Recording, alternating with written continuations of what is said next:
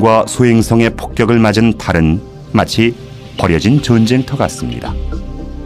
지금은 고요한 것을 보니 수백만 년 동안 큰 충돌은 없었던 듯합니다.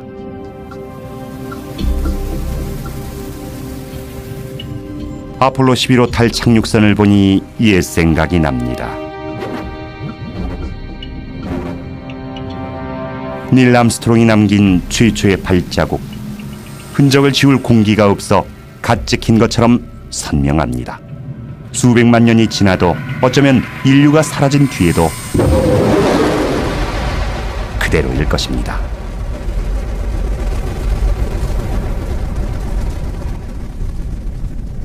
시간이 많지 않습니다. 이제 본격적으로 여행을 시작해야죠. 인류의 발길이 닿지 않은 곳까지.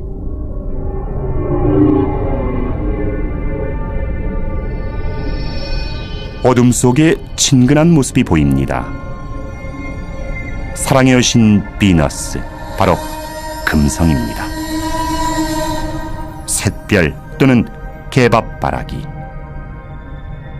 때론 동쪽에서 새날을 맞이하고 때론 서쪽에서 하루를 마감하는 별.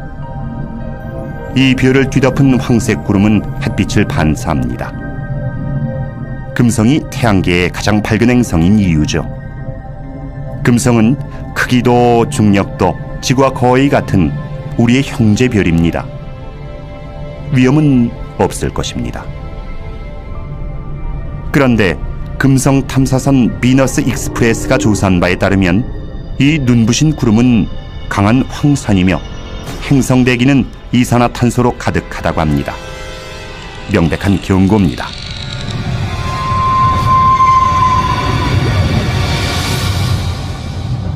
금성은 진노한 여신 같습니다. 숨 막히는 대기, 살인적인 기압, 섭씨 500도에 육박하는 뜨거운 대지. 더 있다가는 질식하거나 으스러지거나 문드러지거나 타버릴 것입니다.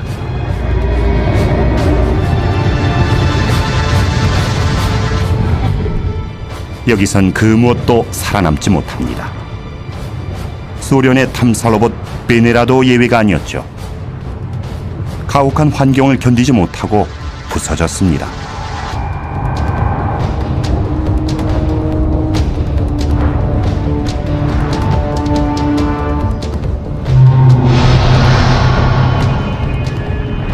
지구에서는 그토록 아름답던 여신의 실체는 섬뜩했습니다.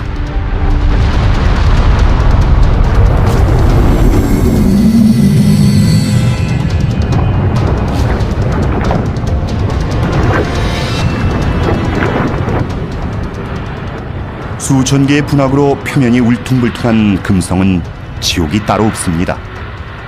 대기의 주성분인 이산화탄소가 태양열을 가두는 바람에 온난화가 걷잡을 수 없이 진행된 상태입니다. 어쩌면 금성도 형제별 지구처럼 평온한 별이었을지도 모릅니다. 그것이 사실이라면 이것이 우리 별의 미래는 아닐까요?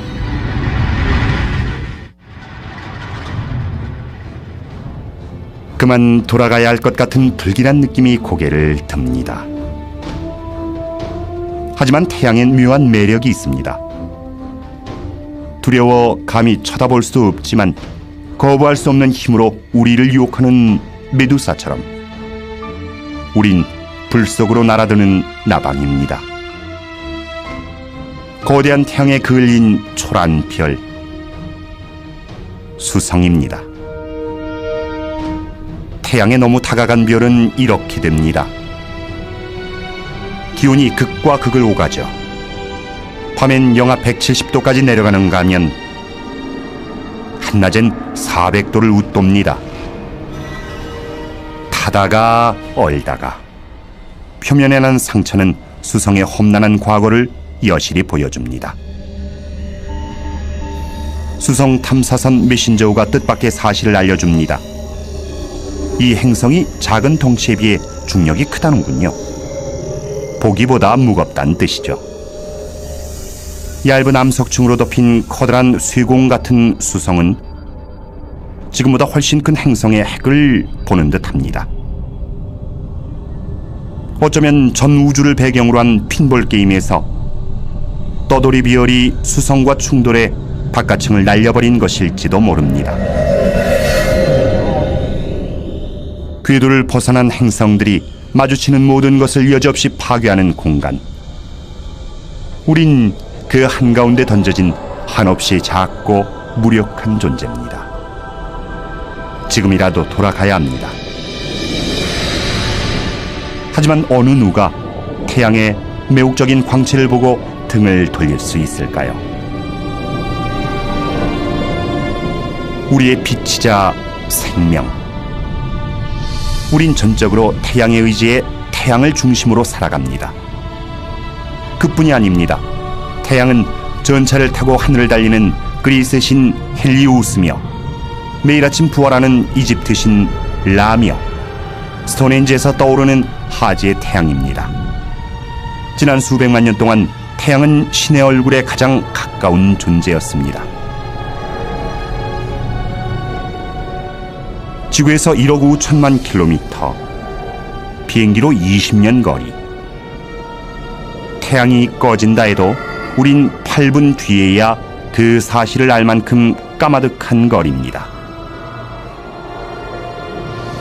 태양은 지구 100만 개를 합친 것보다 큽니다. 또 중력으로 태양계 전체를 움직일 만큼 무겁습니다.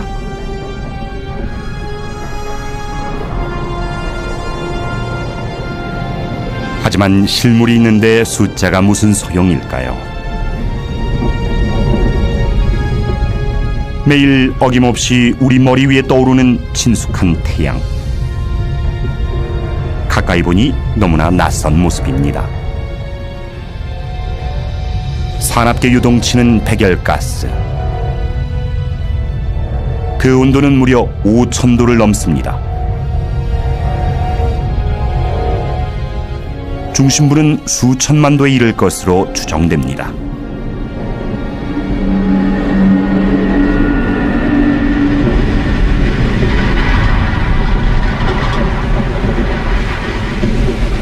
이 뜨거운 온도는 핵 반응을 일으키며 초당 수백만 톤에 달하는 물질을 에너지로 바꿉니다.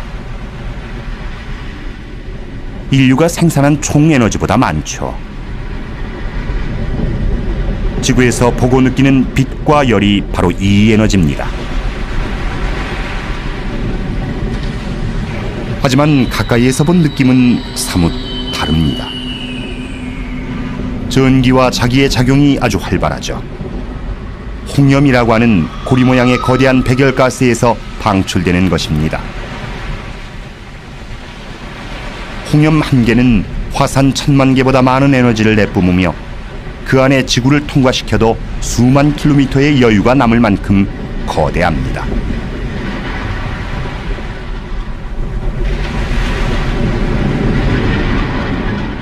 홍염이 솟구친 자리엔 비교적 온도가 낮은 층이 드러나는데 이것이 흑점입니다. 주변 온도보다 조금 낮은 탓에 검어 보이지만 지구에 있는 어떤 물질보다 뜨거우며 크기도 어마어마합니다. 어떤 것은 지름이 5만 킬로미터를 넘는 것도 있습니다. 플레어입니다. 전날 뛴 고온의 가스가 분출하면서 강한 방사선을 내뿜는 현상이죠.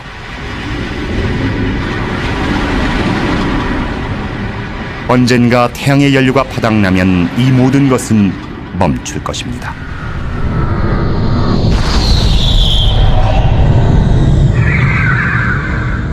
태양이 죽으면 지구의 운명도 끝입니다.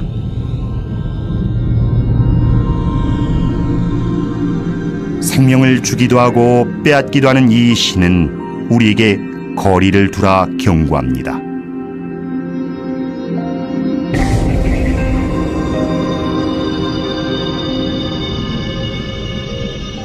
길 잃은 혜성이 너무 가까이 왔군요. 태양열을 받아 증발하면서 수백만 킬로미터나 되는 긴 꼬리를 만들고 있습니다.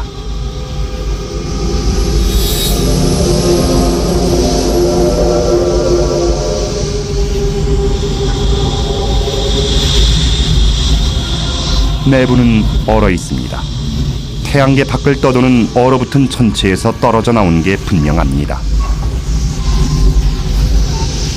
뜨거운 물과 수증기, 먼지를 뿜고 있습니다. 태양이 혜성의 얼어붙은 심장마저 녹이는 것입니다. 시커먼 때가 묻은 커다란 눈덩이 같은 모습이죠.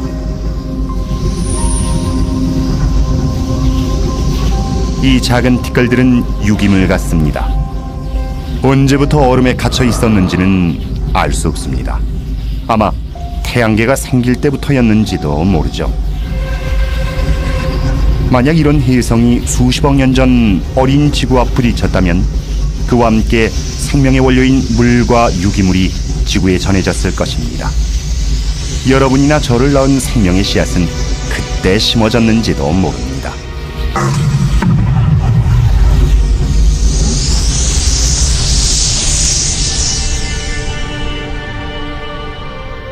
이것이 지금 지구에 떨어진다면 어떨까요? 혜성이나 소행성 충돌로 멸종된 공룡을 생각해 보십시오. 이는 시간 문제일 뿐입니다. 지구는 무사합니다. 적어도 지금은 말이죠. 만약 지구가 멸망하면 우린 돌아갈 곳이 없습니다. 척박한 우주 공간을 정처 없이 떠도는 미아가 돼 새로운 지구를 찾아야 합니다.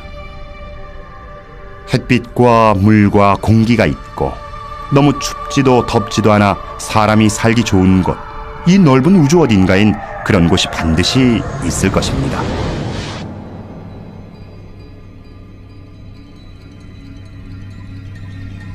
붉은 행성, 화성입니다. 우린 수백 년 동안 화성에서 생명의 흔적을 찾았습니다.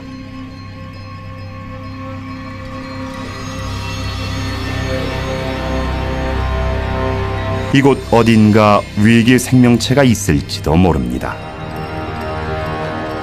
하지만 그게 사실이라면 역사서와 과학서를 새로 써야 하는 것은 물론 우리의 세상은 발칵 뒤집힐 것입니다. 모든 것이 달라질 수도 있다는 말입니다.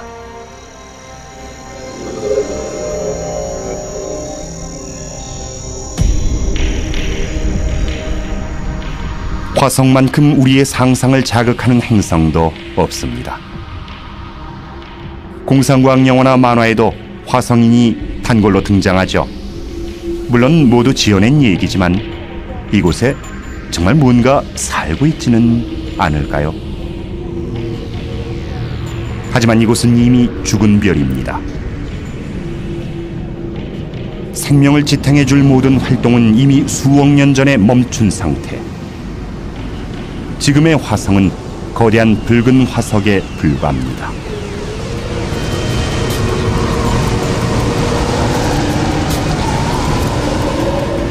뭔가 움직입니다.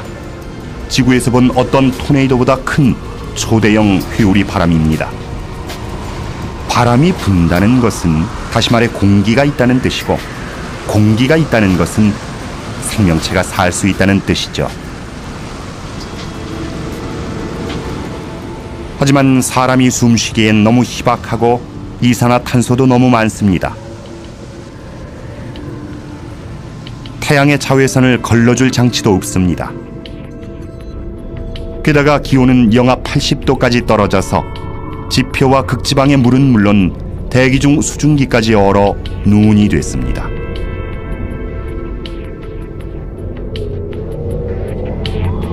생명이 살 것 같지 않은 곳이지만 지구엔 극심한 더위와 추위를 견디는 생물이 있고 가장 깊은 바다 속에도 생명이 살아갑니다.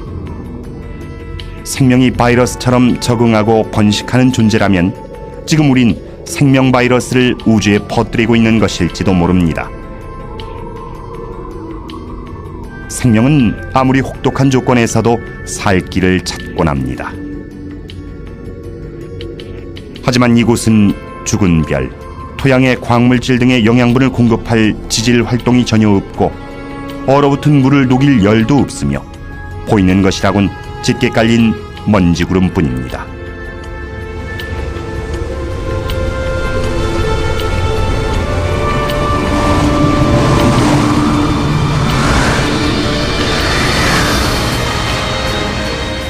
하지만 이것을 잊으면 안 되겠죠.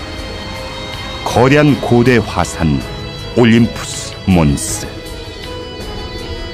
에베레스트 산보다 무려 3배나 높고 스페인 땅을 거의 다 덮을 정도로 넓은 산입니다. 1970년대에 발견된 이후 사화산으로 알려졌죠.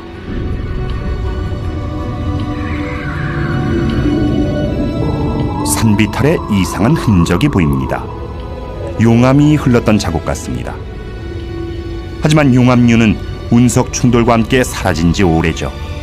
물론 이 화산이 정말 죽었다면 말입니다. 그게 아니라면 지금도 이 밑에 마그마가 있을지도 모릅니다. 그렇다면 얘기가 달라지죠. 화산 활동은 땅속에 얼어붙은 물을 녹이고 광물질과 영양소를 순환시킵니다. 생존에 필요한 조건이 마련되는 것이죠.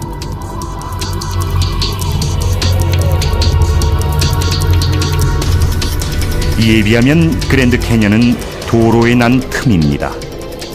끝도 없이 펼쳐진 이 협곡은 북아메리카 대륙 전체를 가로지를 듯합니다. 이곳에서는 침식이 일어났던 것 같군요. 협곡 바닥엔 강이 마른 듯한 흔적도 보입니다. 화산 활동으로 녹아내린 땅속 얼음이 이 거대한 협곡을 따라 흘렀는지도 모르죠. 이런 활동은 지금도 얼음을 녹일 수 있고 물을 만들 수 있습니다. 물이 있는 곳이라면 생물도 살 수 있죠. 이곳에 물이 흐른다면 살아있는 생물이 있을 가능성도 있습니다. 적막한 풍경 사이로 움직이는 것은 미국의 탐사 로봇 오퍼튜니티호입니다. 이 황량한 벌판이 먼 옛날 생명체가 살던 호수나 바다였다는 증거를 찾고 있는 것이죠.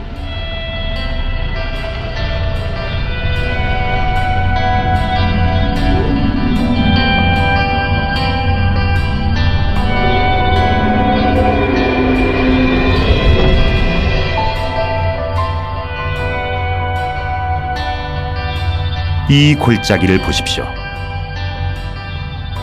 화성 탐사선은 이 위를 지나갈 때마다 새로운 골짜기를 발견합니다. 화성이 생동하고 있다는 또 다른 증거죠. 골짜기를 만드는 것이 이 밑에 흐르는 물이라면 그 물에 생명체가 살 수도 있다는 뜻이니까요.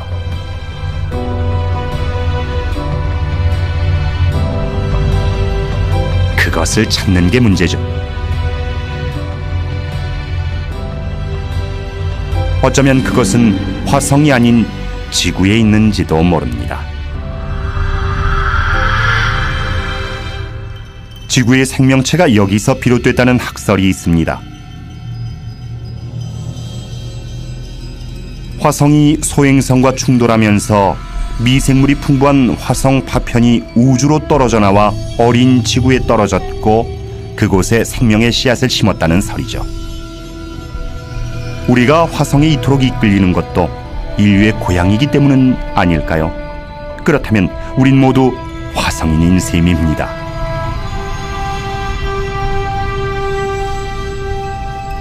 이곳은 우리가 알던 화성이 아닌 끊임없이 변화하는 활기찬 행성이었습니다. 태양계에서 가장 활발히 연구된 화성조차 잘 모른다면 우리가 모르는 것은 얼마나 많을까요? 우주엔 더 많은 비밀이 숨어 있을 것입니다.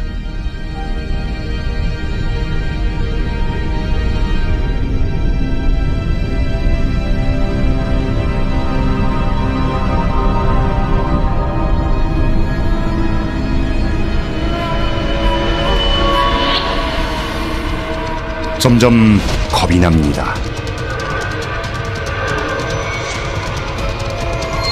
거대한 컴퓨터 게임 속에 들어온 기분입니다.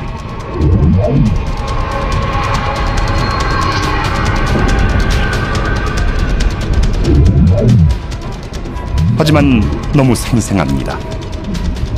지름이 수백 킬로미터에 달하는 소행성도 있습니다. 이것은 길이 30km쯤 되겠군요. 그런데 위에 뭔가 있습니다. 우주 탐사선입니다. 시속 8만 킬로미터로 움직이는 소행성의 내리기란 쉽지 않은 일이죠. 주기적으로 충돌하고 부서지며 별똥별이 돼 지구로 떨어지는 바위 덩어리. 이것을 연구하려면 많은 노력이 필요합니다. 신비한 상징, 초자연적 징조, 그뿐이 아닙니다.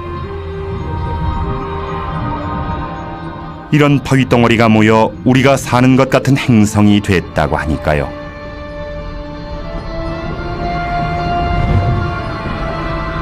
지구에 떨어진 운석의 나이를 따져보면 지구가 45억 년 전에 태어났음을 알 수 있습니다. 이들은 결국 지구와 태양계의 출생 증명서인 셈이죠. 그런데 이것들은 행성이 되지 않았습니다. 어떤 강력한 힘이 결합을 방해한 것입니다.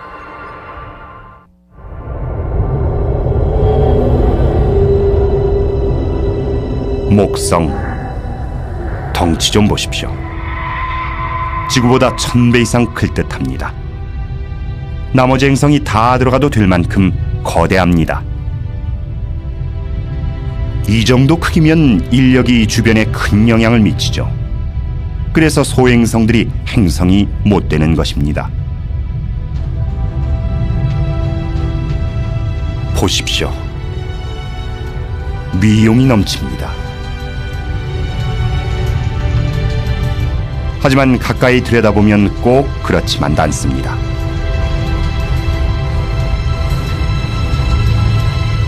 이 거대 행성은 거의 기체로 되어 있습니다. 이곳에 내리면 한없이 빠져들어가 지면에 닿지 못할 수도 있습니다.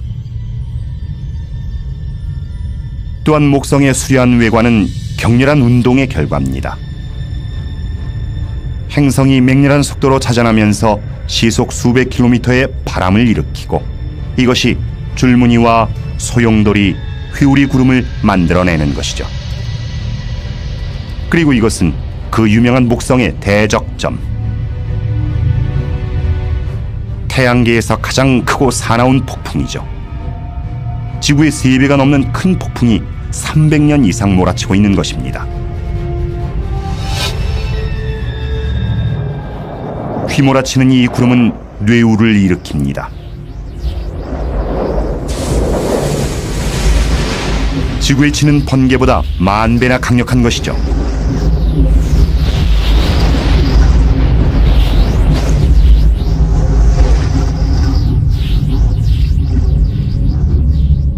목성을 제대로 안전하게 관찰하려면 아무래도 거리를 둬야 할 듯합니다.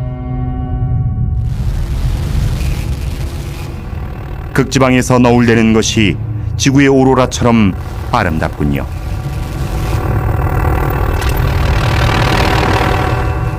그런데 가이거 계수기가 미친 듯이 돌아갑니다. 목성의 강한 자기장에 이끌린 살인적인 방사선이 만들어낸 오로라인 모양이죠. 이제야 알겠습니다. 이곳이 우리의 예상과는 전혀 다른 세계라는 것을.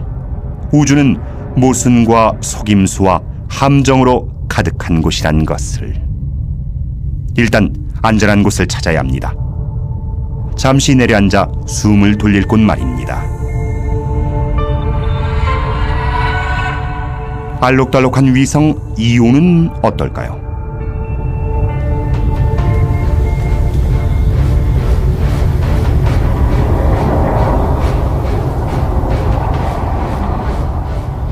울긋불긋한 색의 정체는 녹아내린 바위와 유황, 화산, 뜨거운 화산재와 유황이 수백 킬로미터 위로 치솟고 있습니다. 안전하긴커녕 태양에 버금가는 위험천만한 곳입니다. 우주의 끝으로 가는 우리의 여정은 어느새 생존 싸움이 돼버렸습니다. 하지만 이 모든 위험이 지나면 진정 경이로운 광경이 우리를 기다리고 있을 것입니다.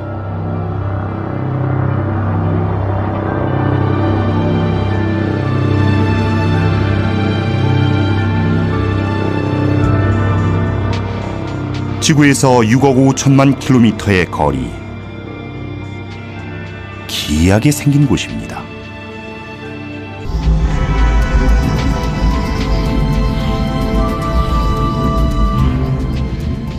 그러나 목성의 중력이 땅속 깊이 마찰을 일으켜 유로파가 완전히 얼어붙지 않았다면 이 두꺼운 얼음 아래 생명이 자라고 있을지도 모릅니다.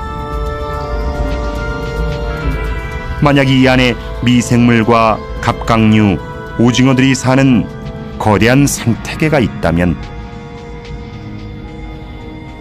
우린 이 얼음층을 사이에 두고 외계 생명체와 마주하고 있는 것입니다. 하지만 우주선을 보내 얼음을 뚫지 않는 한 유로파는 태양계 불가 사이로 남아있을 것입니다.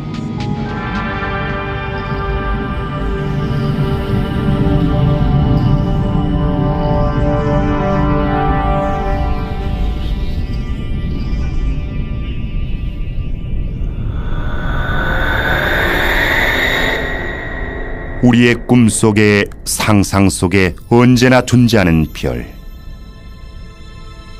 그 별이 지금 우리 눈앞에 있습니다. 태양계 행성 중 가장 아름다운 보석, 토성.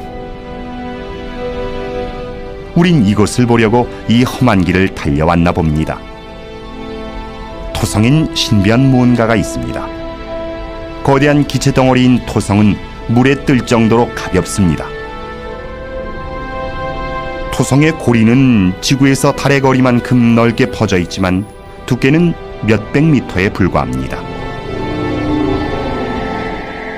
토성 탐사선 카시니호에 희미한 전파가 잡힙니다. 토성의 극지방 오로라에서 나오는 듯합니다. 이것이야말로 별의 노래 아닐까요? 카시니호의 조사에 따르면 이 고리는 토성의 중력에 부서진 위성의 잔해일 것이라고 합니다. 이 다시 없는 장관은 파멸의 흔적이었습니다.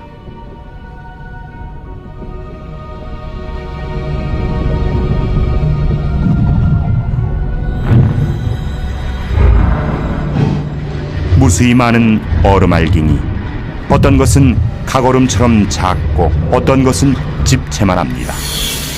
서로 부딪히고 떨어져 나가고 다시 뭉치고 초창기 태양계를 보는 듯합니다.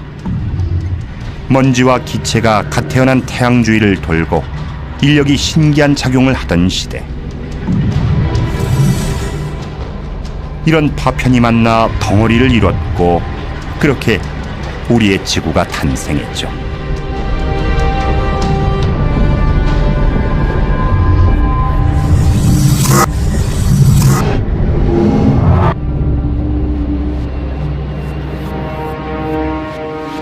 토성의 아름다운 자태에 넋을 놓고 있을 수만은 없습니다. 이제 그만 눈을 돌려야 합니다. 아직도 갈 길이 멀고 배울 것도 많으니까요. 그런데 눈앞에 보이는 가장 큰 물체가 발길을 붙잡습니다. 짙은 구름에 둘러싸인 위성 타이탄입니다.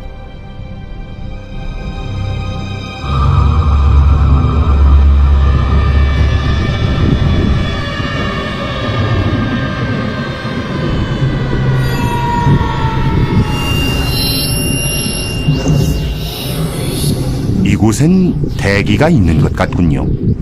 바람과 비, 계절까지 있습니다. 강과 호수, 바다도 보입니다. 지금까지 본 천체 중 지구와 가장 비슷합니다.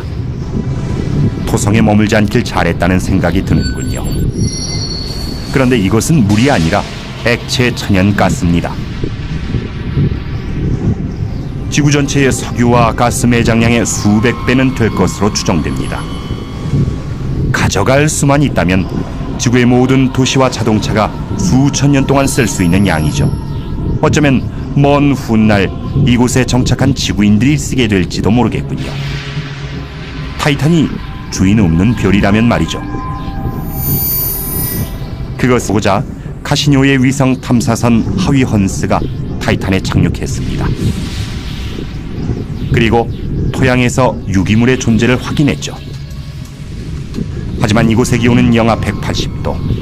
생명체가 되기엔 불가능한 조건입니다. 타이탄이 더워진다면 모르지만요. 태양은 점점 뜨거워질 것입니다. 그렇게 되면 수십억 년 전 지구에서 그랬듯 이곳에도 수많은 생명이 싹틀 것입니다. 지구가 너무 뜨거워지면 우린 타이탄에 정착할지도 모릅니다. 그때는 이 머나먼 별이 인류의 고향이 되겠죠.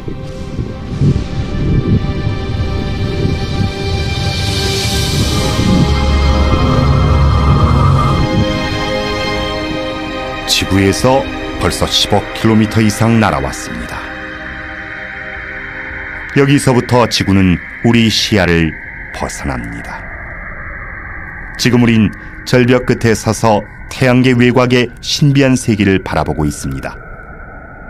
우리가 진정 우주를 이해하고 그 끝을 보고자 한다면 여길 넘어야 합니다.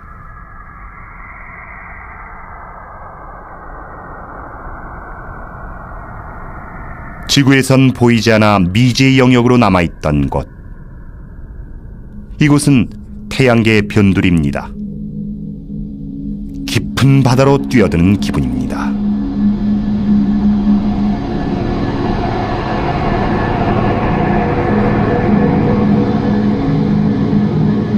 저 고리를 보십시오. 천왕성은 마치 떠돌이별에 부딪혀 넘어진 듯 자전축이 기울어진 모습입니다.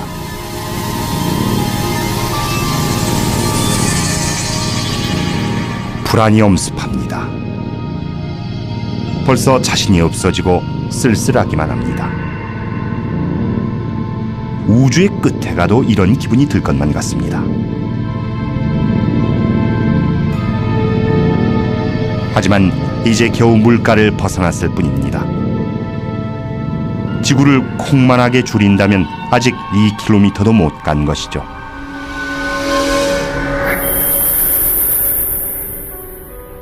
태양계 끝까지 가려면 아직도 2만 km를 더 가야 합니다.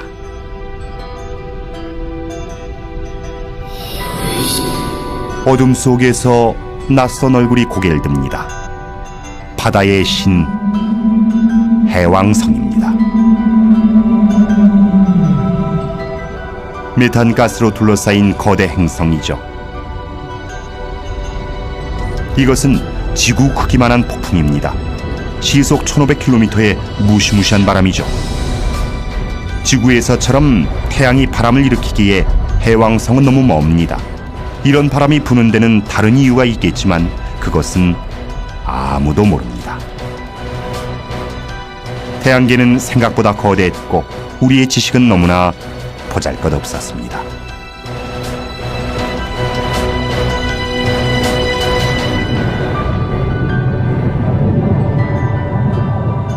발을 디딜 만한 곳을 찾아 좀 더 깊이 들어갑니다.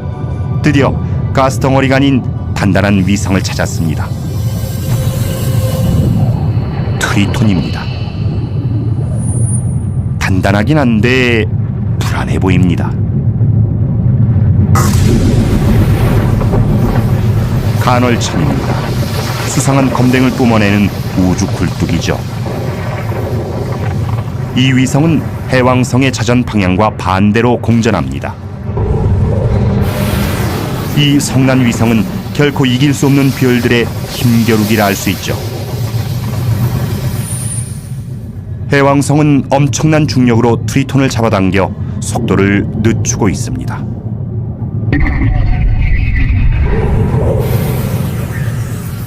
언젠가 이곳은 해왕성의 힘에 무너지겠죠.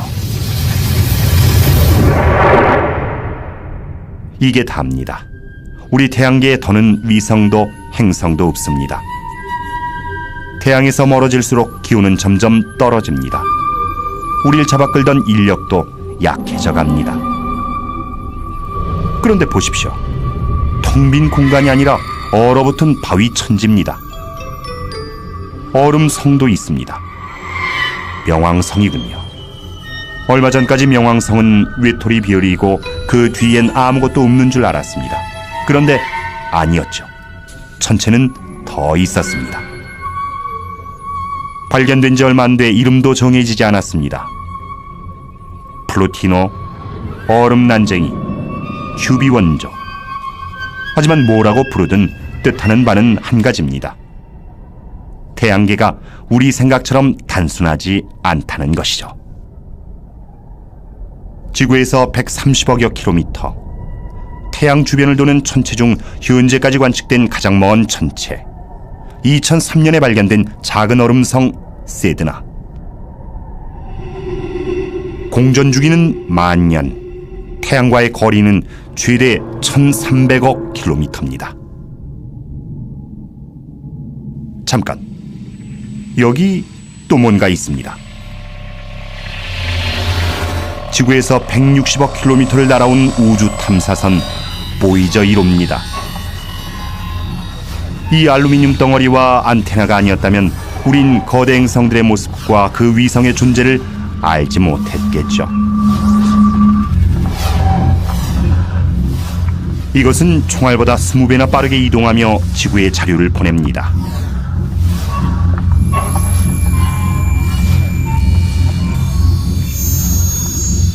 옆에 보이는 금색 레코드판은 먼 우주에 띄워보내는 병에 담긴 편지입니다. 여러 가지 언어로 인사말이 녹음돼 있죠.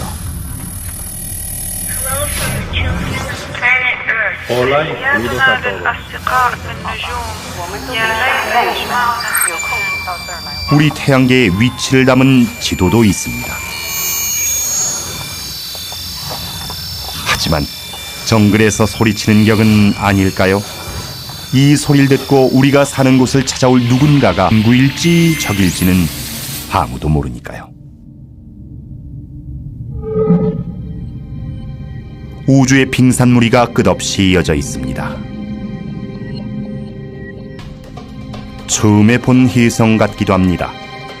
수십억 년 전 혜성이 지구에 생명을 심었다는 설처럼 어쩌면 여기서 시작된 생명이 지나가는 별이나 해왕성의 중력에 끌려 태양을 향해 떨어져 나갔는지도 모릅니다. 그리고 이 얼음, 지구의 물도 여기서 비롯된 것은 아닐까요? 그 많은 바닷물, 우리가 마시는 커피, 우리 몸속의 물이 이 머나먼 우주 빙수기에서 온 것이라면 놀라운 일이 아닐 수 없죠.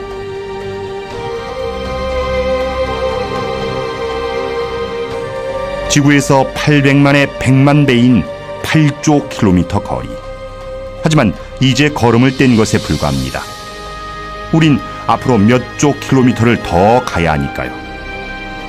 돌아보는 것은 여기까지. 이제 더 먼 곳으로 나갈 때입니다. 저 앞에 펼쳐진 드넓은 우주, 성간 공간으로.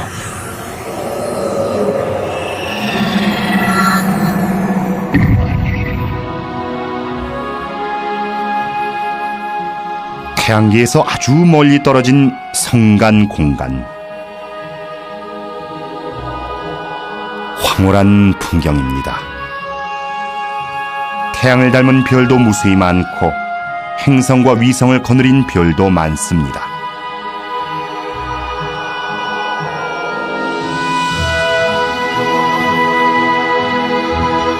어디로 가야 할지 모르겠군요. 사방에 무한한 가능성이 펼쳐져 있습니다. 어느 쪽으로 가든 속도를 한껏 올려야 할 것 같습니다.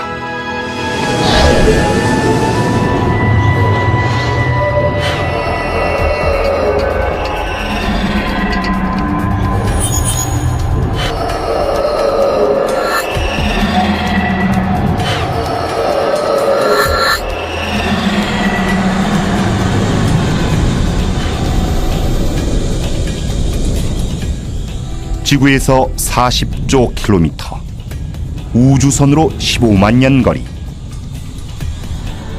하지만 이제 겨우 이웃 태양계에 왔을 뿐입니다. 알파 켄타우리. 별이 하나가 아니라 3개입니다.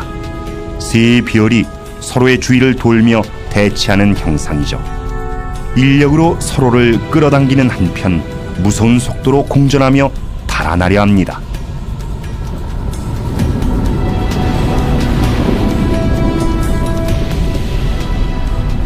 이 사이에 끼이는 순간 우린 어느 한 별에 끌려 들어가겠죠. 까마득히 먼 우주에서 증발하는 것입니다. 몇 킬로미터인지는 무의미합니다. 이제부터 단위는 광년이 됩니다. 한 줄기 빛은 1년 동안 10조 킬로미터를 갑니다. 따라서 40조 킬로미터는 지구에서 4광년 거리죠.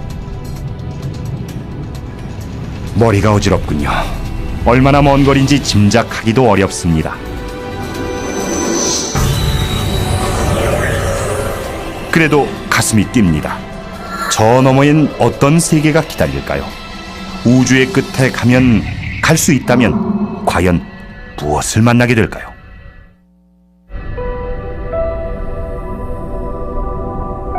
광년 떨어진 별 엡실론 에리다니. 먼지와 얼음으로 된 고리가 장관입니다. 지금도 저곳 어딘가에서 얼음과 바위 덩어리로 된 행성이 태어나고 있겠죠.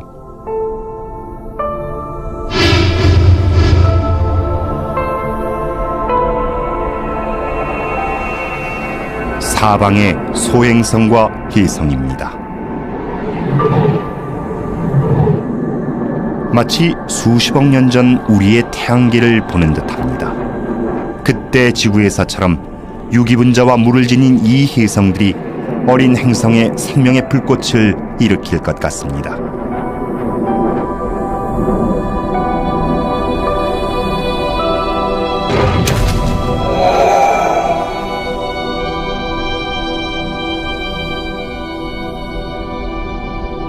이 모든 것의 중심에 있는 별은 우리의 태양보다 작습니다. 태어난 지 얼마 안 된 별이죠. 이 태양계의 생명은 기껏해야 원시 생명체일 것입니다.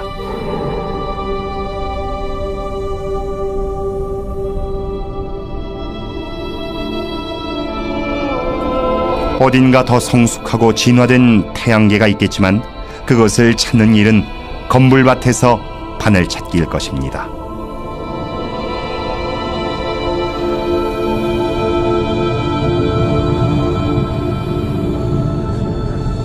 지구에서 20광년 거리. 또 다른 별 글리제 581.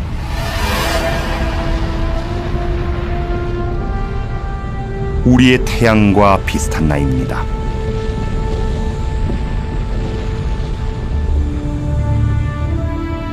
그 주위를 도는 한 행성. 중심별에서 딱 적당한 거리입니다. 더 가까우면 물이 증발해버리고 더 멀면 얼어버리겠죠. 생명이 진화하기에 이상적인 조건입니다.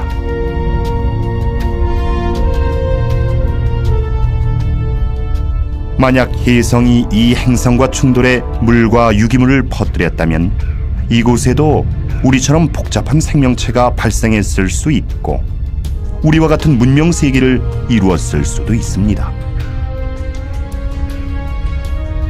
그렇다면 지금쯤 이 행성에서 지구의 TV 신호를 수신해 우리의 20년 전 방송을 보고 있을지도 모르죠.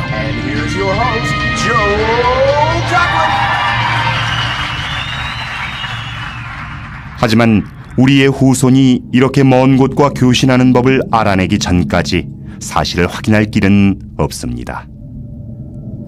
그들과 우리는 서로의 존재를 모른 채 비슷한 삶을 살아가는 것이죠. 그들이 이미 멸망한 게 아니라면요.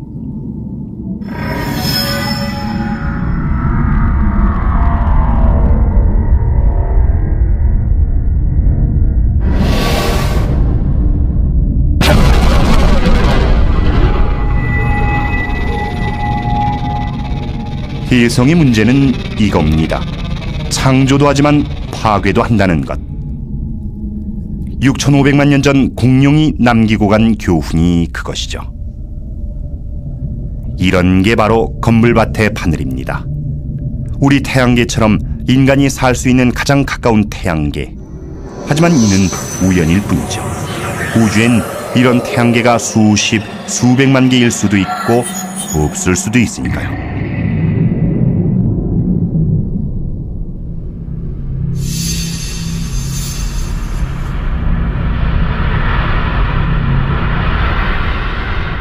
엄청난 크기군요. 자세히 보니 벨레로폰이라는 행성입니다.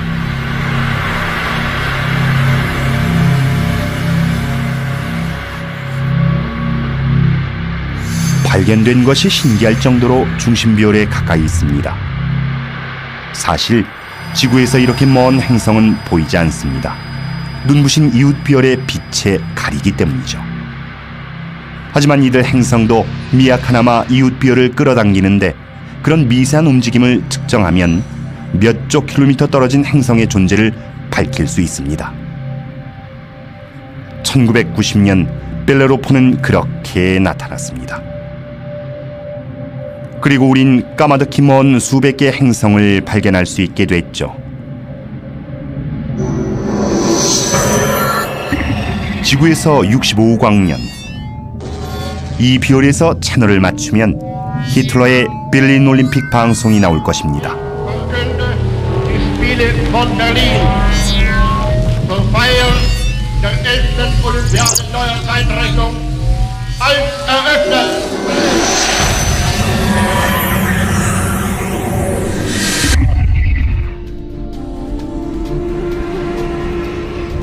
쌍둥이 별, 악마의 별 알골입니다. 불길한 변화 때문에 옛날 사람들이 두려워하던 별이죠. 두 별이 겹칠 때마다 지구에선 별이 깜빡이는 것처럼 보입니다. 가까이 보면 더 이상합니다. 한 별이 다른 별의 인력권 안으로 팽창해 점점 끌려 들어가고 있습니다. 지구에서 100광년 가까이 떨어진 곳, 여기서 귀를 기울이면 최초의 라디오 방송이 희미하게 들립니다.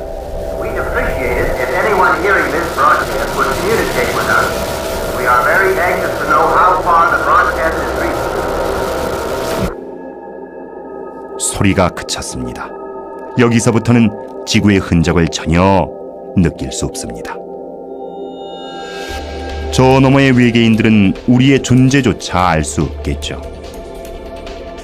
바닷가에 서서 밤하늘을 바라보며 우주와 인간의 존재를 생각하던 때가 마치 전생처럼 멀게 느껴집니다.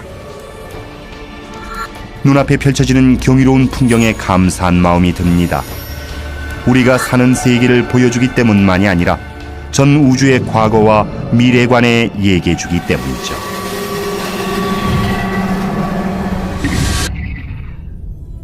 은하수가 펼쳐져 있는 우리 은하계, 별 하나하나가 이야기책인 거대한 천체 도서관이죠. 우리가 책장을 넘겨주길 기다리는 듯합니다.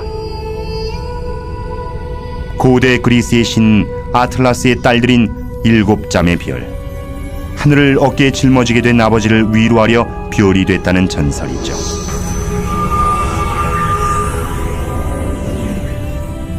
거대한 별 베텔게우스,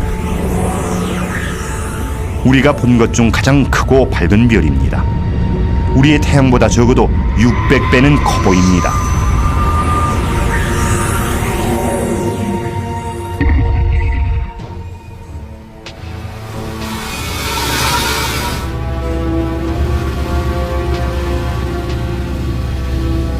그런데 이것은 별이 아니군요. 행성도 아니고 우리가 본 어떤 것과도 다릅니다.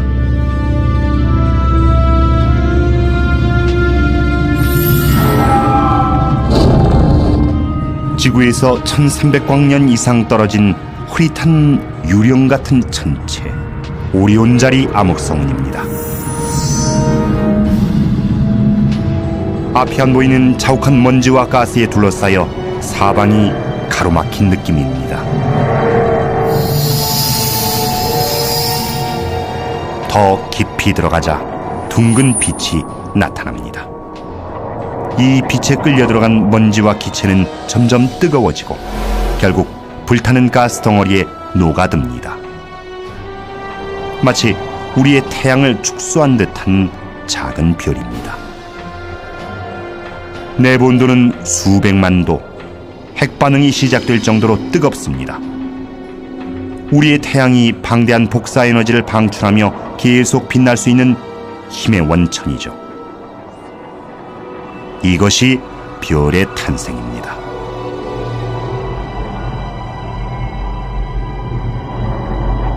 한계가 아닙니다.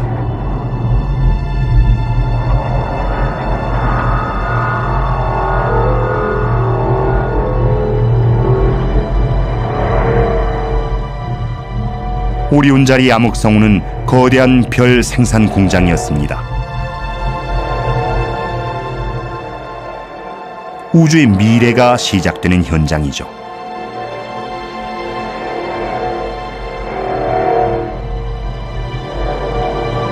위험과 공포가 가득한 우주를 상상한 우리에게 우주는 자신의 위대한 창조물 별의 탄생을 보여주었습니다.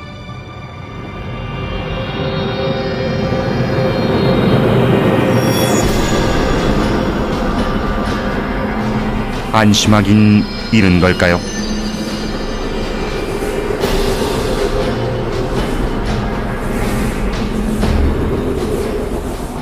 시속 20만 킬로미터의 맹렬한 기세로 가스가 터져 나옵니다.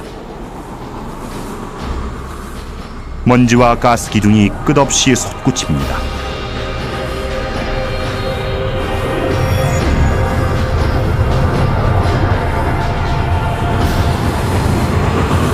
무시무시한 장면입니다. 그런데 결과를 보니 말문이 막힙니다. 커다랗게 빛나는 가스구름이 우주에 드리워져 있습니다. 성운입니다. 이곳엔 바람이 없어 흩어지려면 몇 천 년은 걸릴 것입니다. 마치 거대한 별 조각상 같습니다. 이것을 보면 자연은 과학자나 기술자라기보다 스케일이 방대한 예술가 같다는 생각이 듭니다. 지금껏 신기한 것을 많이 봐왔지만 압권은 역시 이것입니다. 앞다리를 지켜든 거대한 말의 머리.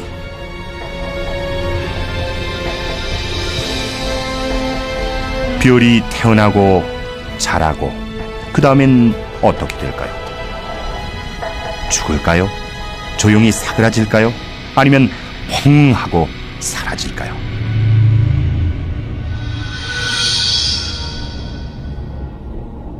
이곳에서부터 우주의 끝 어딘가에 그 답이 있습니다. 4,000광년 정도 더 떨어진 곳, 반짝이는 구름이 별을 에워싸고 있습니다. 한때 우리의 태양처럼 빛나던 별이었죠. 그런데 남은 것은 오색 찬란한 가스뿐. 별 내부의 핵융합으로 생성된 원소들이 별이 죽자 밖으로 나온 것입니다. 녹색과 보라색 기체는 우주를 구성하는 원료인 수소와 헬륨, 붉은색과 푸른색은 지구 생명체의 근본 요소인 질소와 산소입니다. 우리가 살려면 이런 별이 죽어야 합니다. 우리의 피에 들어있는 산소와 DNA에 들어있는 질소, 모두 지구가 태어나기 한참 전에 죽은 별의 핵융합으로 만들어진 것입니다. 인류는 우주 핵폐기물로 만들어진 존재. 우리의 계보 또한 여기서 시작됩니다.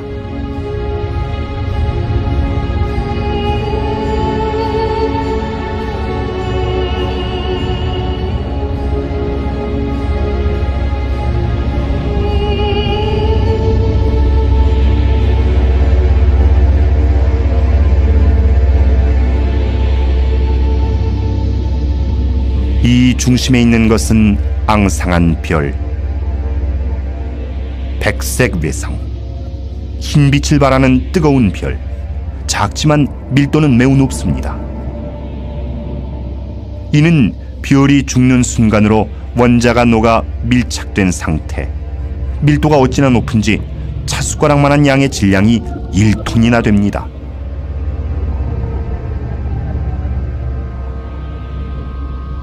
이는 태양의 쓸쓸한 운명을 보여줍니다. 지금으로부터 60억 년 뒤 태양은 백색 외성이 됩니다. 태양의 죽음은 곧 지구의 종말을 의미하죠. 지금까지 얼마나 많은 세상이 뜨고 졌을지, 얼마나 많은 별의 역사가 묻혀버렸을지 문득 궁금해집니다.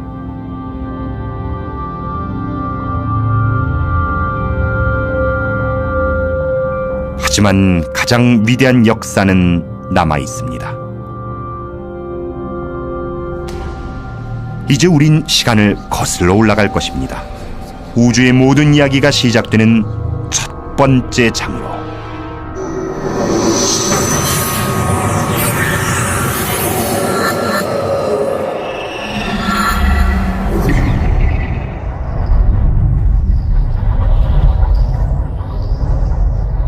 죽은 별의 잔해가 흩어져 있습니다. 기딱지 모양의 기성운입니다. 지구에서 6,000광년 떨어진 별들의 무덤 한가운데죠. 그동안 기적 같은 장면을 목격하며 많은 것을 배웠습니다. 한때 상상조차 하지 못했던 이런 광경도 이제는 담담히 받아들일 수 있습니다. 마음의 준비는 돼 있습니다. 이 앞에 무엇이 기다리든 우린 우주의 끝으로 갈 것입니다. 죽은 듯 보이지만 어쩌면 폭풍이 지나간 자리일지도 모릅니다. 별의 폭발 같은 거대한 별을 먼지와 가스 구름으로 만들 만큼 강력한 폭발이라면 초신성이겠죠.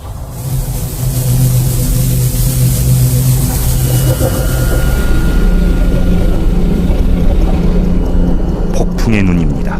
맥동하며 자전하는 별 벌써.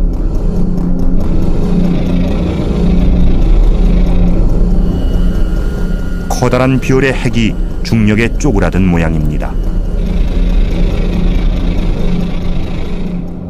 지름은 겨우 20km지만 밀도는 상상을 초월하죠. 핀끝만한 양이 많으면 수백만 톤은 될 것입니다. 피겨스케이팅 선수가 제자리에서 돌면서 팔을 안으로 모으듯 이 별도 부피가 줄수록 회전이 빨라집니다. 양쪽으로 내쏘는 광선, 에너지, 방사선, 초당 30회의 고속 회전, 거대한 먼지와 가스구름. 펄서가 내뿜는 방사선의 양은 태양보다 많습니다.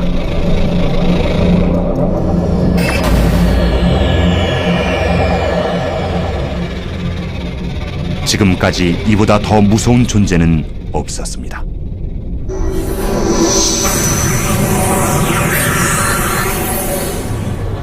처음에 봤다면 겁에 질렸겠죠. 하지만 이제는 압니다. 모험 없이는 기적도 없다는 것을. 악몽을 두려워하면 꿈꿀 수 없다는 것을.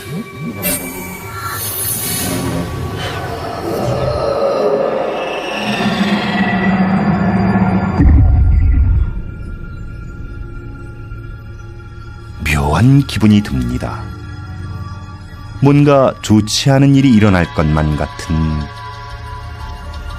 기분 나쁜 느낌입니다. 절대 마주치고 싶지 않았던 그것.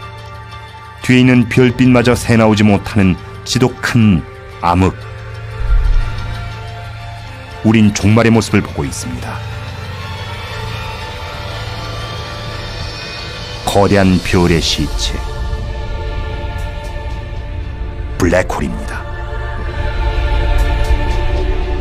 이 별은 백색 외성이나 펄서가 되지 않았습니다. 대신 계속 줄어들었죠. 수축을 거듭한 끝에 지름은 겨우 몇 킬로미터로 줄었습니다. 밀도가 펄서보다 훨씬 큰 가공할 천체가 된 것이죠.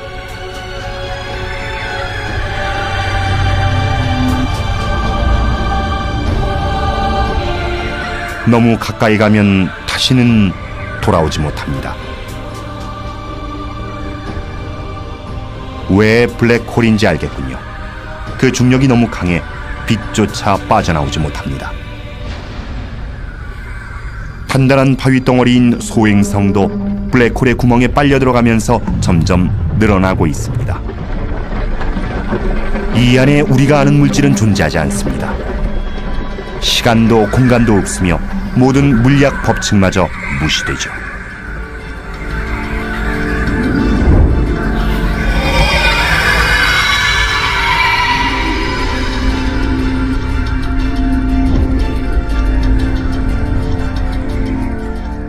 소행성은 사라졌습니다.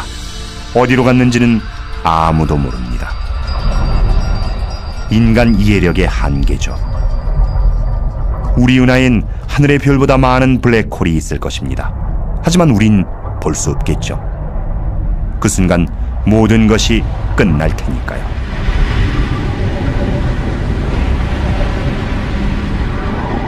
끝이 보이지 않는 나락으로 서서히 사라져가는 이 별처럼.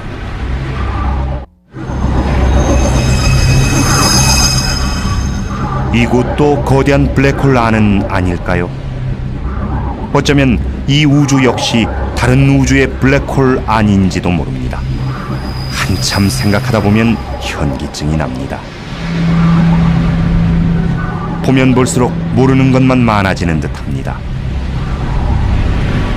하지만 우리 은하가 생각보다 훨씬 복잡하고 위험한 것만은 분명합니다. 우린 아직 우리 은하 안에 있습니다. 은하계 너머 광대한 우주는 아직 보지도 못했죠.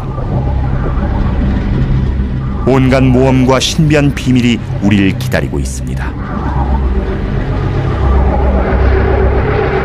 먼저 이 은하수를 나갈 방법부터 찾아야 합니다.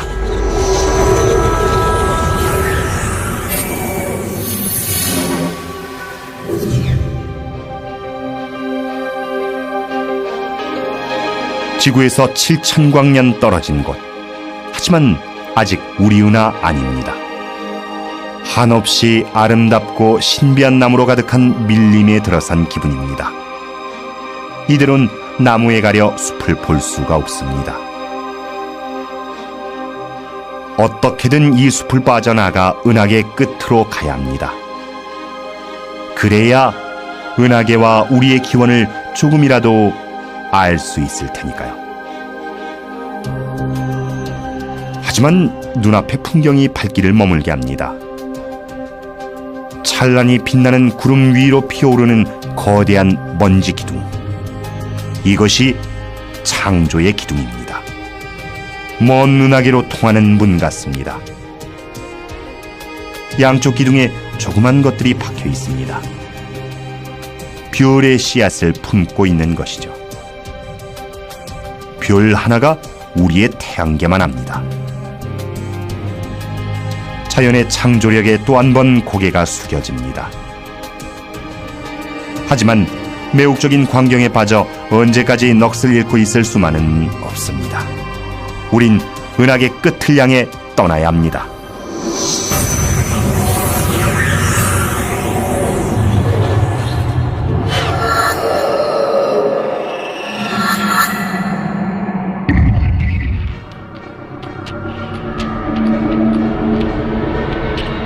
은하계의 황홀한 풍경에 눈이 멀어 그 무서움을 잊고 우주의 지뢰밭에 들어오고 말았습니다. 별에서 터져나온 거대한 가스구름이 마치 느린 화면처럼 움직입니다. 우리 태양보다 100만 배는 더 밝은 거대한 별. 그것이 붕괴되고 있습니다. 연료가 떨어진 것입니다. 에너지원이던 핵반응은 서서히 멈추고 별은 마지막 순간을 맞습니다. 결국엔 중심핵이 급격히 무너지고 그곳에서 새로운 블랙홀이 탄생하겠죠.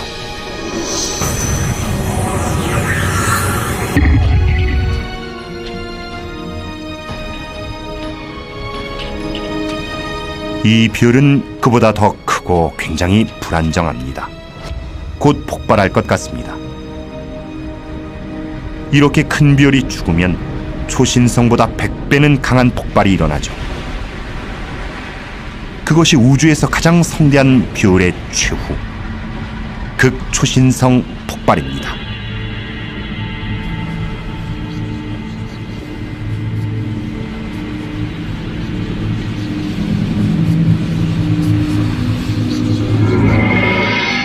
붕괴된 핵은 블랙홀이 됩니다.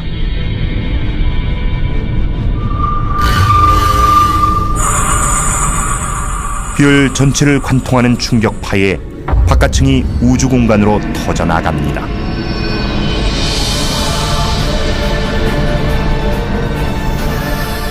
치명적인 방사능이 퍼집니다.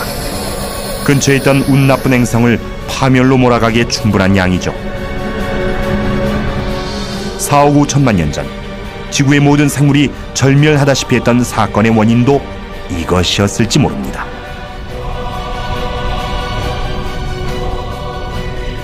죽음의 극초신성, 얼어붙은 해성, 타버린 행성, 백색 외성, 적색 거성, 지구. 거대한 빛의 연못 속의 작은 물방울. 그것이 우리의 은하계입니다. 우리 별은 어디일까요? 여기 답이 있습니다.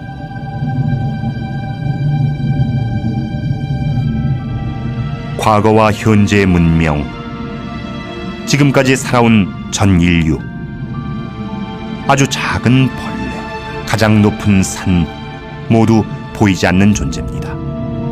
작은 점도 안 됩니다.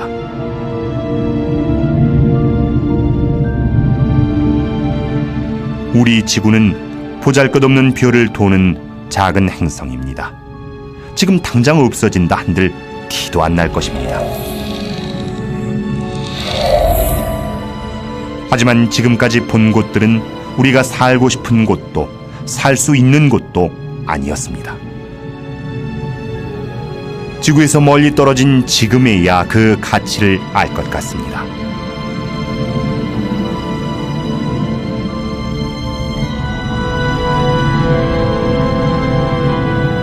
이 별들을 보십시오. 헤아릴 수 없이 많습니다. 생명을 품을 수 있는 별이 하나쯤, 아니 그 이상 있을 것입니다.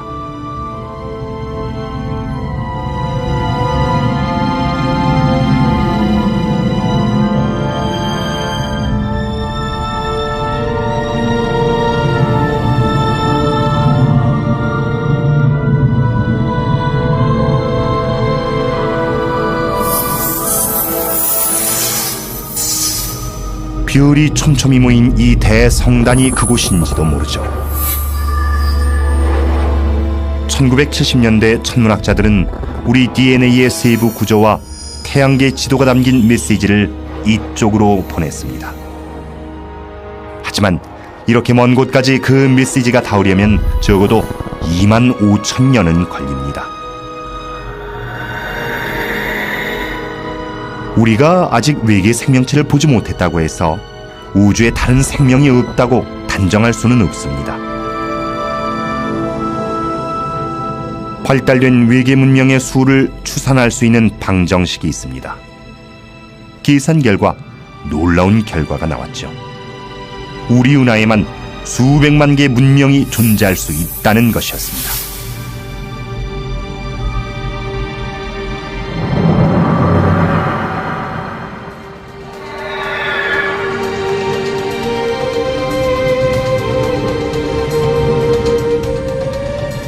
지금까지 본 것은 모두 우리 은하 아니었습니다. 기회는 지금입니다. 이제 다른 은하로 나아가 더 큰 그림을 볼 때입니다. 우주 만물이 어디에서 왔는지도 알 수 있을지 모릅니다. 준비됐습니다. 우리가 사는 태양계와 우리 은하를 떠나 은하간 공간으로 곧 출발할 것입니다.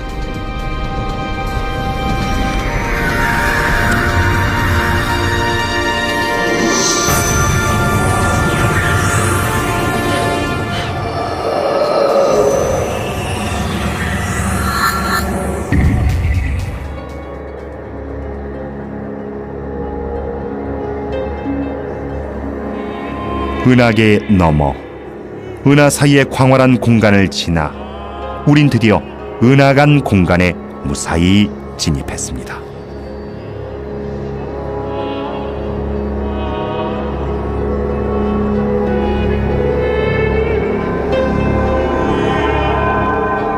이곳엔 시야를 막는 것이 없습니다. 가장 가까운 은하도 수백만 광년이나 떨어져 있으니까요. 우리 은하계의 엄청난 중력에 산산조각난 외부 은하의 잔재, 텅 빈 공간으로 흩어집니다.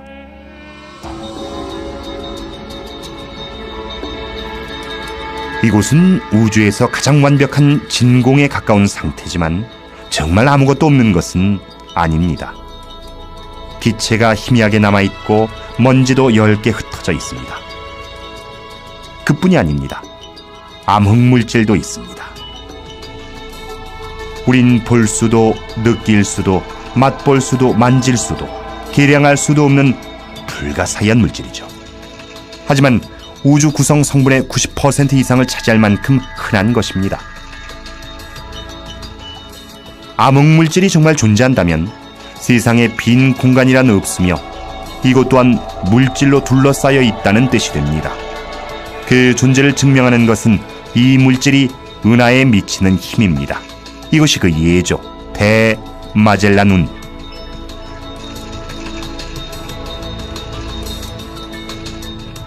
오늘날 가장 빠른 우주선으로 60억 년 이상 걸리는 거리. 다시 말해 은하계의 인력권 끝에서부터 16만 광년 떨어진 곳입니다. 회전하는 은하가 우주로 흩어지지 않는 것은 무언가가 잡고 있다는 뜻이죠. 눈에 보이지 않지만 강력한 암흑물질이 그것입니다. 별, 성단, 성운 모두 거대한 천문학의 보고입니다.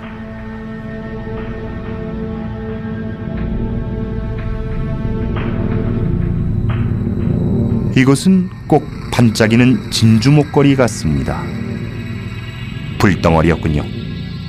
강력한 폭발과 함께 퍼져나가고 있습니다. 초신성입니다. 이 빛은 1987년 지구에서 육안으로 관찰할 수 있었을 정도로 굉장히 밝습니다. 게다가 연쇄 핵반응을 일으킬 만큼 격렬해서 원자를 융합해 새로운 원소를 만들어내죠. 그렇게 생겨난 금, 은, 백금 등의 물질은 우주로 튕겨나갑니다.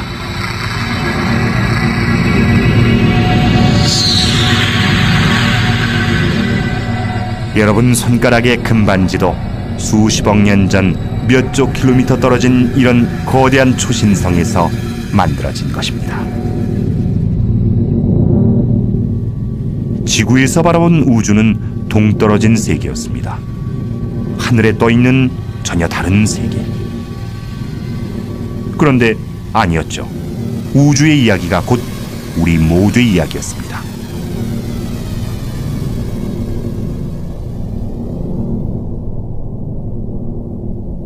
그렇게 생각하니 막막한 바다에서도 용기가 납니다. 우린 계속 나아갑니다. 더 멀리, 더 빨리.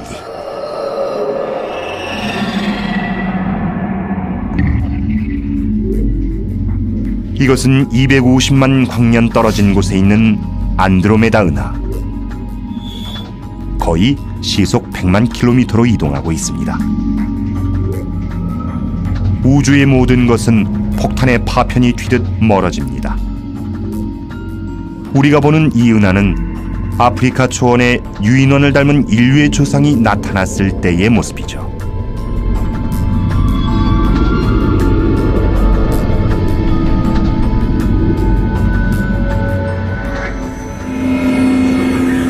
시간을 거슬러 올라가 좀 더 먼 곳으로 갑니다. 뭔가 이상합니다. 은하 전체가 폭발하고 있습니다. 이 정도 대규모 폭발을 일으킬 수 있는 것은 다른 은하밖에 없습니다. 세상의 종말 같습니다. 하지만 여태 본 것으로 보아 그리 단순할 리 없습니다. 이 은하는 죽는 게 아닙니다. 새로운 별과 함께 새로운 모습으로 다시 태어나는 것이죠. 먼지와 가스가 충돌하면 마찰과 충격파가 발생하고 그 힘으로 새 별이 태어날 테니까요.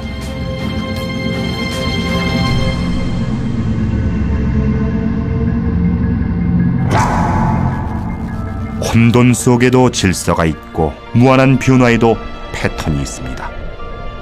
탄생과 죽음, 창조와 파괴라는 끝없는 순환이 그것이죠.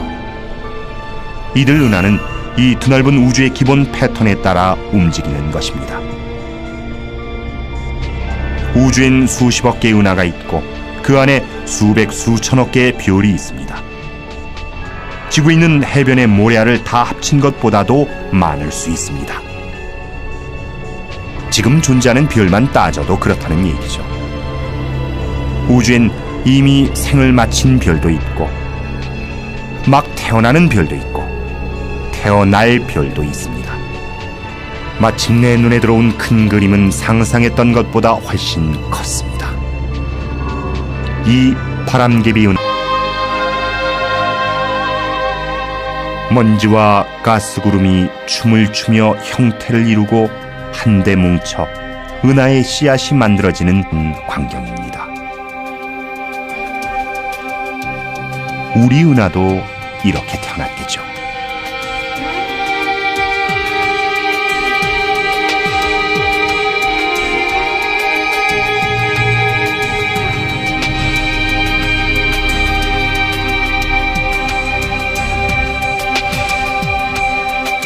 은하가 사라집니다. 지금은 별조차 태어나기 전 우주의 암흑기입니다.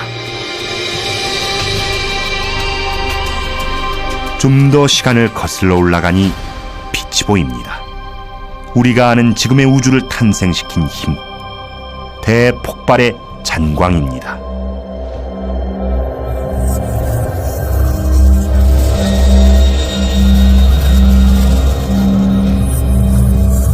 거의 다 왔군요.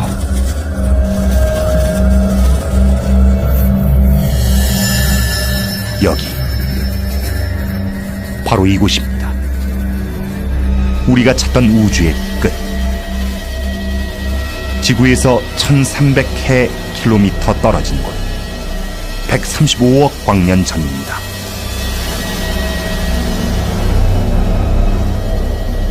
우주 역사상 가장 격렬한 창조의 순간, 빅뱅이 일어나던 바로 그 순간입니다. 이 세상 모든 것은 이때부터 존재했죠.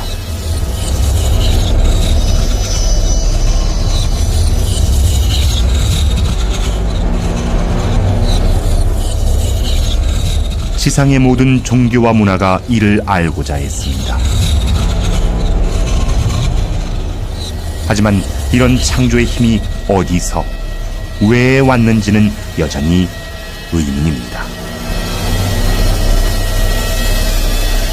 우리의 여정은 여기서 끝나지만 우주는 여기서부터 시작입니다.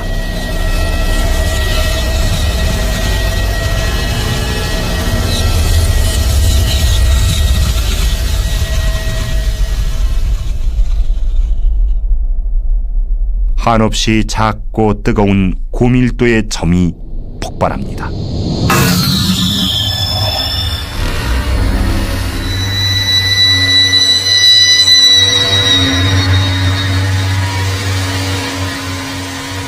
이어서 시간과 공간, 물질, 우리의 우주가 생겨납니다. 처음엔 원자보다 더 작은 입자만 하던 것이 어느 찰나인가 손바닥으로 쥘 수 있을 만큼 커집니다.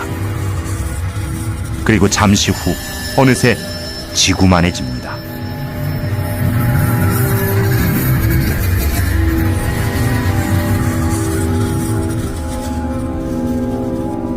빅뱅에서 터져나온 빛은 지금 이 순간에도 희미한 전파 형태로 퍼져나가고 있습니다. 가정의 TV 안테나에도 잡힙니다. 빈 채널에서 나오는 잡음이 그것이죠.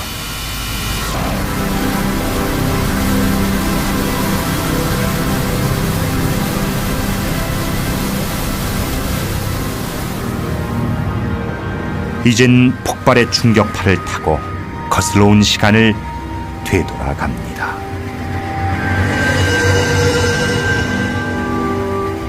그동안 마주친 모든 것들이 빅뱅의 불똥이 돼 날아갑니다.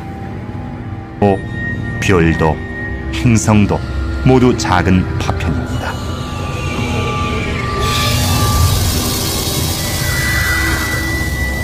다시 우리 은하계로.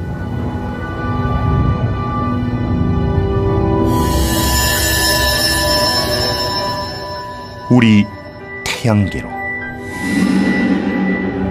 우리가 향하는 곳은 빅뱅의 여파에 소용돌이치며 서서히 식어가는 무수한 천체 중의 하나, 지구입니다.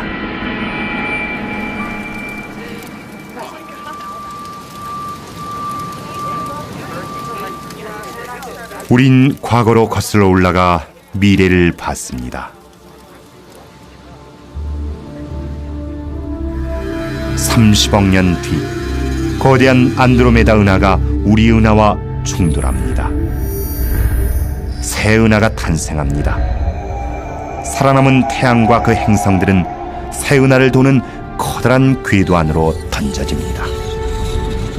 이후 태양은 적색 거성이 돼 수성과 금성을 삼켜버리고 초토화된 지구에서는 모든 생명이 자취를 감춥니다.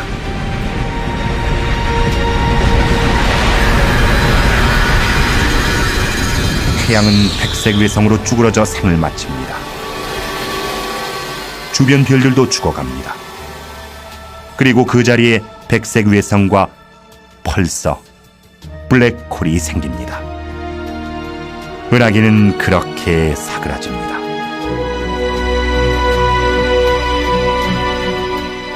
빅뱅 이후 우주는 빛을 잃으며 죽어가고 있습니다. 갑작스런 폭발이 아니라 서서히 멀어지는 불빛처럼.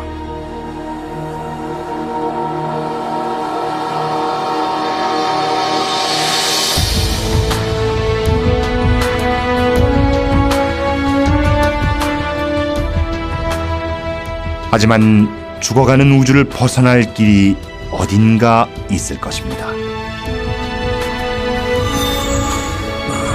어쩌면 우리의 먼 후손은 시공을 가로지르는 웜홀을 찾아낼 수 있을지도 모릅니다.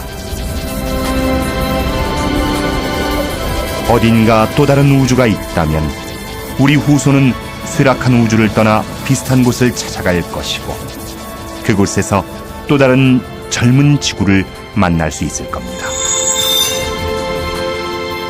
운이 좋으면 그들은 새로운 우주에 정착해 그곳을 고향이라 부르게 될 것입니다.